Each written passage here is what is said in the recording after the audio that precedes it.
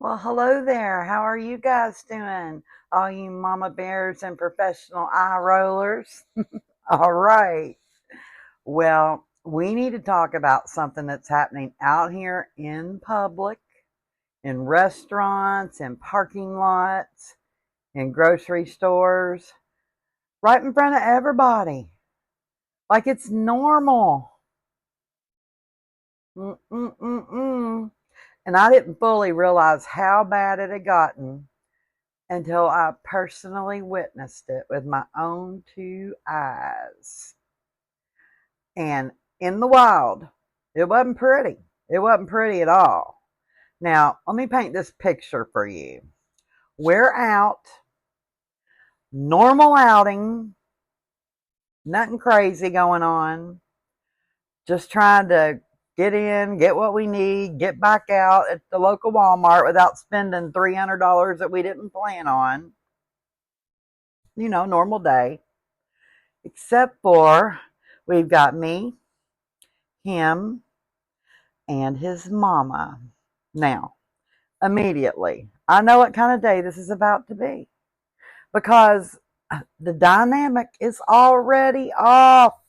I knew better than this. What was I thinking? Anyway, we walk up to the door, and what does he do?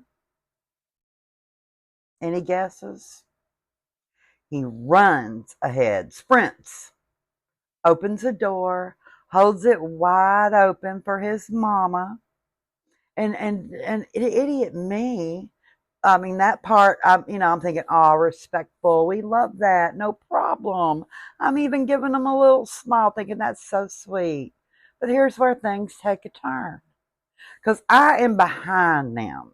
Okay, I'm carrying like 5 bags for return, 2 babies, my sanity hanging on by a thread, and now apparently some trust issues, obviously. And instead of holding the door for both of us, you would think he lets it swing right back and hits me in the face with the door. Sir, what the hell? Well, so now I'm standing there, half concussed, holding damn near everything we own, reevaluating my life choices, obviously too late. And his mama has already floated on through the doorway like she's arriving at a royal banquet. And he's looking at her like, are you okay? Are you okay? Am I okay? Do I look okay? Hello.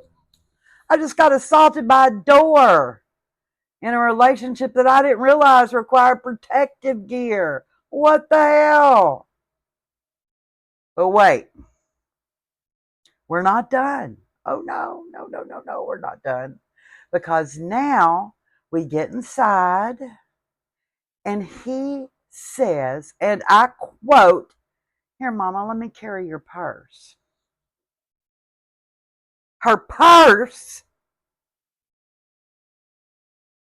a purse, the size of a deck of damn cards. This man who just watched me struggle like I was competing in some reality show called Survive the Grocery Store while carrying the entire household, is now gently cradling a coin purse like it contains the nuclear launch codes about this daggone big. Meanwhile, I'm over here looking like a pack mule with emotional damage and possibly a mild concussion. And that is when it hit me. You would think it would have been sooner than that, but no, no. That's when it hit me. This is not chivalry.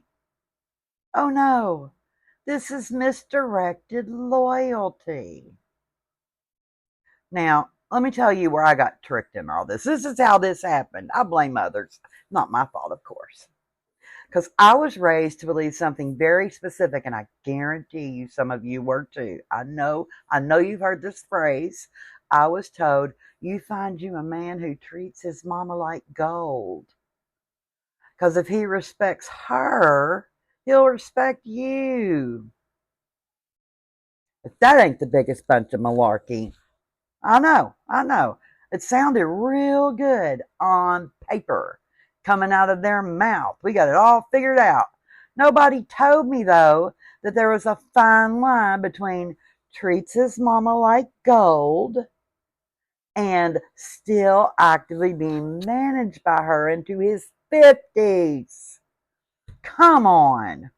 Because what I thought I was signing up for was a respectful man, one that treated women wonderful. What I got was a man with a supervisor. And I realized there were double standards. Now, let me explain how that plays out in real life. I'm sure you probably know. That advice, done with it. Done with it.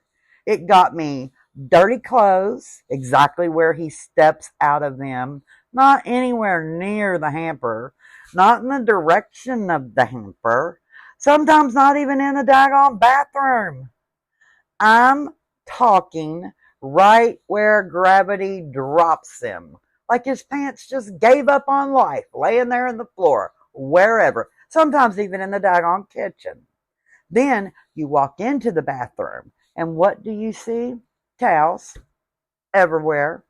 Wet towels, dry towels, all on the floor, not in the cabinet, not on the towel rack, not hanging, not folded, just laying there like they're going through something. And I'm standing here thinking, wait a minute. The same man who treats his mama like royalty cannot locate a towel rack and show me some respect. Oh, but wait, it gets better. Oh, don't it get better? Because the moment I caught him complaining about me to his mama, complaining about me, everything changed. Everything. Because now we are in figure it out yourself territory. And suddenly, there's this look. You know the look, the incredulous look. Incredulous, is that the right word? I think so. Anyway, that confused, slightly panicked, what do I do now face? You know, the caught look when you overhear the conversation. Because now, buddy, if you want to eat, you're going to have to find the kitchen, locate the pots and the pans, and hope like hell that your mama can walk you through it over that phone that you're on. Yep.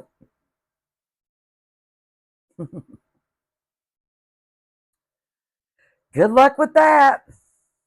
Because I'm checking out. Because, see, that's the disconnect. Complete disconnect. You were raised to be taken care of, but not raised to function. Function. And those are two very, very different things. Because a man who truly respects his mother does not stay dependent on her, worrying her half to death. And that's the truth. He learns from her. But what we've got out here now, a whole lot of men who just skipped the learn part and stayed in the call mama phase. And that's where they all are, half of them. It's disgusting. Which brings us right back to that phone call. That one phone call. And then right back to that door. Because it's all connected. Every bit of it. The door, the phone calls, the purse carrying, the decision outsourcing, because you are incapable. It's not random. No, no, no, no. It's a pattern. A pattern. And at some point, somebody has just got to say it. And I'm going to say it. Take your kitty out of that boy's mouth. He is 52 years old, for God's sake.